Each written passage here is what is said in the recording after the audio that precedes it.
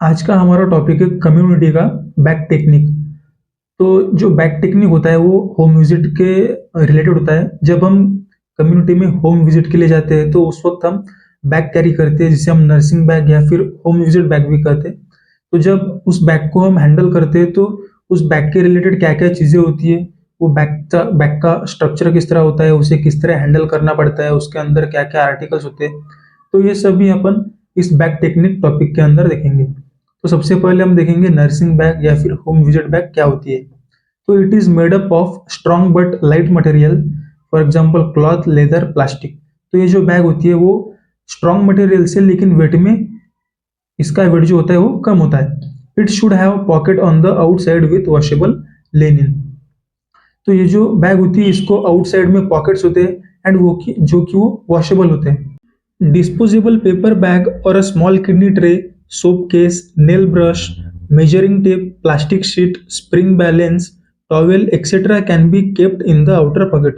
जो बैग का outer pocket होता है उसके अंदर हम जैसे कि स्मॉल किडनी ट्रे होगा, पेपर बैग होगी, soap case, then nail brush, measuring tape, plastic sheet, spring balance, towel, ये जो चीज़ें हैं ये हम बाहर के पॉकेट में रख सकते हैं। Then techniques of using nursing bag. तो हमें नर्सिंग बैग किस तरह से यूज करनी चाहिए, तो उसकी टेक्निक्स क्या क्या है। तो सबसे पहले जो टेक्निक होती है वो होती है spread the plastic sheet on a net and clean place and keep bag on it. तो सबसे पहले तो हमें जो बैग होती है वो हमें ज़्यादातर लेफ्ट साइड के जो शोल्डर होता है वहाँ पे कैरी करनी पड़ती है। एंड जब हम किसी भी होम के अंदर एंटर करते हैं तो हमें डोर के पास ही, मतलब ज़्यादा घर के अंदर नहीं जाना है, बस डोर के पास ही हम हमारी जो भी प्लास्टिक शीट होती है या फिर कोई भी पेपर होता है क्लीन पेपर, तो हम कोई भी क्लीन प्लेस देख के वहाँ पे उस पेपर शीट को हम स्प्रेड करते हैं एंड उसके ऊपर हम हमारी जो बैग होती है वो प्लेस करते हैं। Then second step, take out the hand washing articles from outside pocket and wash your hands. तो जो बैग का आउटसाइड पॉकेट होता है उसके अंदर हम आर्टिकल्स रखते हैं हैंड वॉशिंग के लिए, तो उन सभी आर्टिकल्स को हमें बाहर निकालना है एंड उससे हैंड वॉश करना है। Third step, open the bag, take out essential items and close the bag.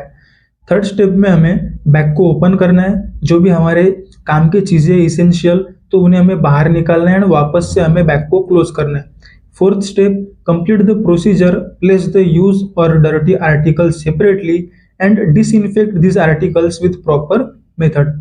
तो पूरी प्रोसीजर जो भी हम प्रोसीजर करेंगे कोई भी, या जैसे फॉर एग्जांपल किसी पेशेंट को अगर वुंड केयर देनी है तो हमें उन सब आर्टिकल्स का यूज करके उससे केयर देनी है। एंड जैसे ही हमारी पूरी प्रोसीजर कंप्लीट होगी तो वो जो भी डर्टी आर्टिकल्स है उन्हें हमें सेपरेटली रखना है एंड उन्हें प्रॉपरली हमें क्लीन करना है और डिसइंफेक्ट करना है।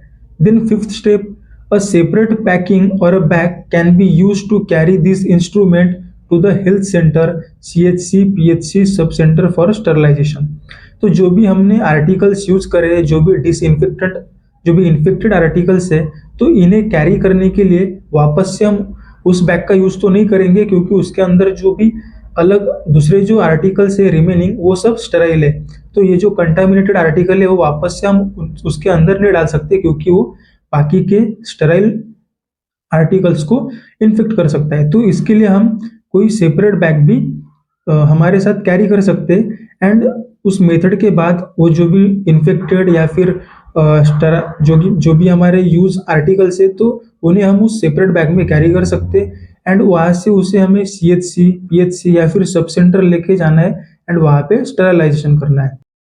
Then sixth step, wash your hands at the end of the procedure, keep the clean articles in the bag and close it properly।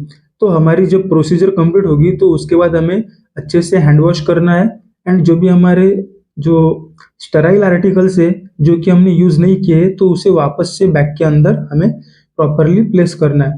Then seventh and last step is things taken out from the outside pocket should be place at the appropriate place. तो हमने बाहर के जो भी pocket थे bag के उसके उससे जो भी आर्टिकल्स लिए थे उन्हें प्रॉपरली हमें पॉकेट के अंदर प्लेस करना है। Then some other precautions. तो हमें बैग कैरी करने के साथ साथ और क्या क्या प्रिकॉशंस हमें करने लेने हैं, तो सबसे पहला check the bag before leaving for home visit. तो होम विजिट को जाने के पहले हमें एक बार फिर से हमारी बैग को चेक करना है। Then bag should be kept at the proper place out of the reach of the children.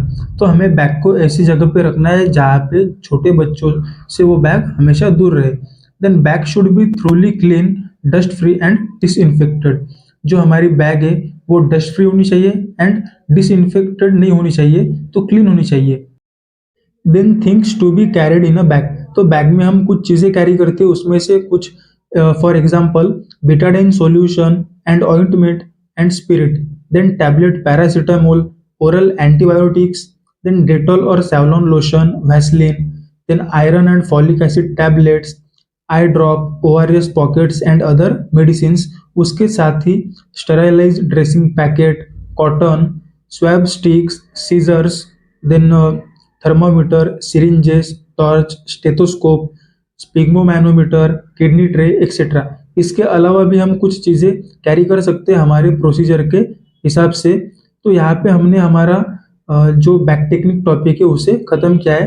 तो यहाँ पे हमने बैक बैक के बारे में देखा, उसके बाद टेक्निक्स के बारे में, एंड उसके अंदर हम क्या क्या थिंग्स आर्टिकल्स कैरी करते हैं, तो ये सब हमने इस टॉपिक में क्लियर किया है। तो यहाँ पे हमारा टॉपिक ख़त्म होता है।